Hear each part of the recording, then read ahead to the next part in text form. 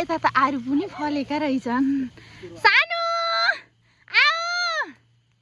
छिटो आऊ सानो सानो सानो आइपुगिसक्यो कि मलाई बाटैमा लिएर आइपुगिसक्यो कि ए मेलोमा सानो त बाटैमा आइसक्यो कि को आएको छ एक तरिका ल आऊ आऊ घर गएर चोखो पानी दिन्छु ए स्वागत गरिसिन ल कस्तरी ल हिँड कहाँ हो आऊ घर हिँड आऊ आऊ आऊ आऊ ल